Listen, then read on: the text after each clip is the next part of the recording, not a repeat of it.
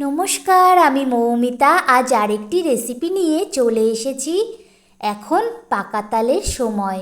বাজারে এখন প্রচুর তাল পাওয়া যাচ্ছে, তাই তাল দিয়ে আজ একটা রেসিপি করে দেখাবো। কিন্তু আজ তালের বড়া বা তালের ফুলুরি বানাবো না, আজ তাল দিয়ে একটু অন্যরকম একটা রেসিপি করে দেখাবো।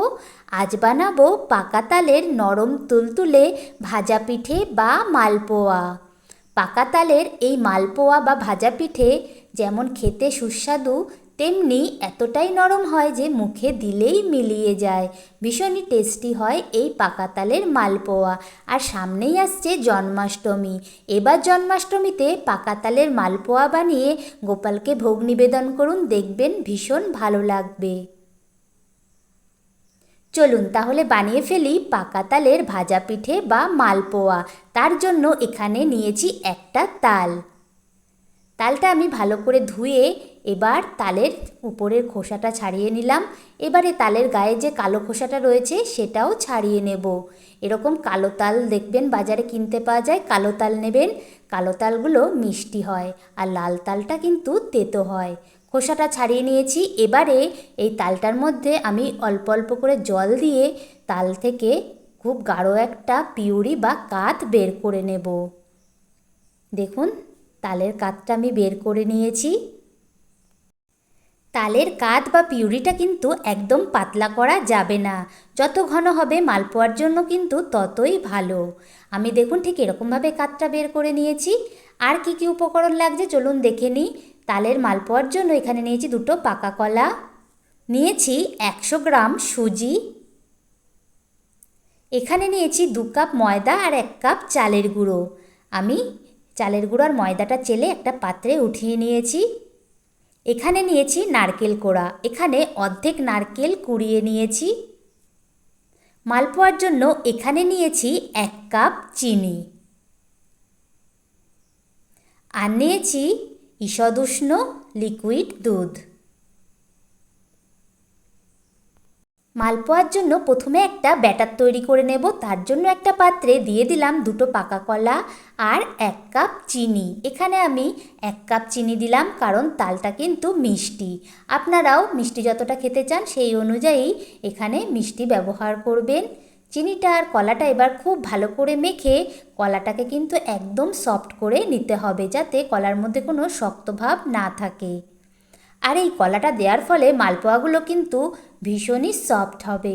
যে কোনো মালপোয়াতেই কলা দেবেন, দেখবেন খেতে কিন্তু ভীষণ সফট হবে আর খেতেও খুব সুস্বাদু হবে। খুব ভালো করে কলা আর চিনিটাকে মেখে নিয়েছি। এবারে এর মধ্যে দিয়ে দিলাম তালের পিউরি বা কাতটা। দেখুন কতটা ঘন করে আমি পিউরিটা বের করেছি। ঠিক এরকম করে বের করে নেবেন। এবার এর মধ্যে দিয়ে দিলাম নারকেল কোড়া। এই নারকেল কোড়াটা দেওয়ার ফলে মালপোয়াটা খেতে কিন্তু ভীষণ সুস্বাদু হবে। আপনারা চাইলে এটা নাও দিতে পারেন। এবার দিয়ে দিলাম সুজি, এখানে 100 গ্রাম সুজি দিয়েছি। এবার দিয়ে দেব ময়দা আর চালের গুঁড়োটা।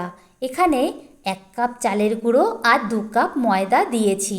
এবার দিয়ে দিলাম স্বাদ মতো নুন আর দিয়ে দিচ্ছি মৌরি। মৌরিগুলো কিন্তু এখানে আমি সামান্য থেতো করে নিয়েছি। সব কিছু দিয়ে এবার খুব ভালো করে এটা হাতের সাহায্যে মেখে নেব।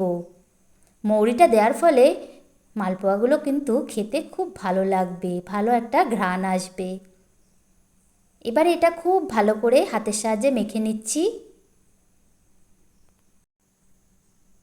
সমস্ত কিছু খুব ভালো করে মেখে নিয়েছি। দেখুন ঠিক এরকম করে মেখে নিতে হবে। এবারে এর মধ্যে দিয়ে দেব সেই ঈষদুষ্ণ লিকুইড দুধটা। এখানে আমি 1.5 কাপ লিকুইড দুধের ব্যবহার করেছি। দুধটা দিয়ে খুব ভালো করে এবার এটা মেখে একটা মালপোয়ার জন্য স্মুথ ব্যাটার তৈরি করে নেব। এখানে কিন্তু ঠান্ডা দুধের ব্যবহার করবেন না।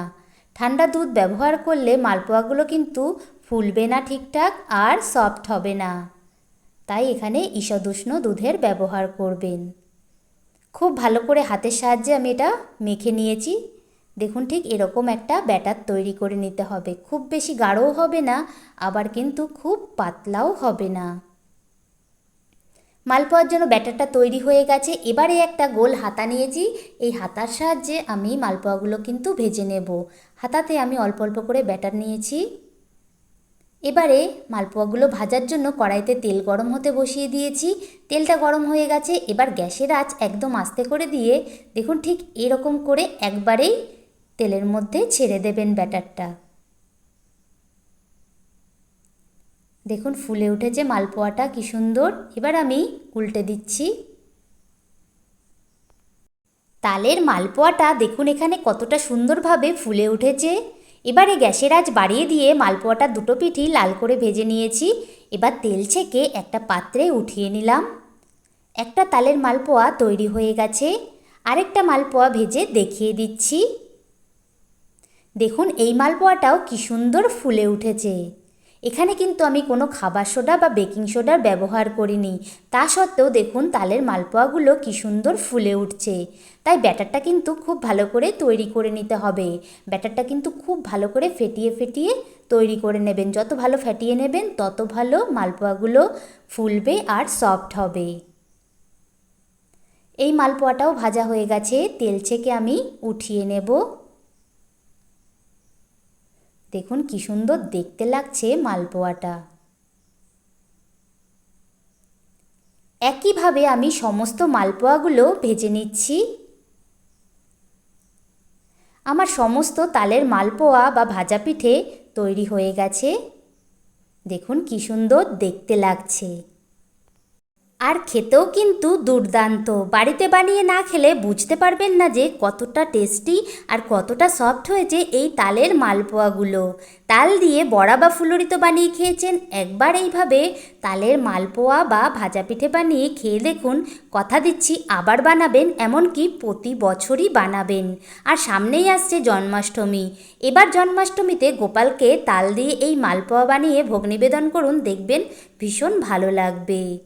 আজকের এই পাকা তালের নরম তুলতুলে মালপোয়া বা ভাজা পিঠের রেসিপিটি আপনাদের কেমন লাগলো কমেন্ট করে জানাবেন। আর ভিডিওটি ভালো লাগলে একটা লাইক করে দেবেন আর আমার চ্যানেলটি প্লিজ সাবস্ক্রাইব করে দেবেন। সবাই ভালো থাকবেন, ধন্যবাদ।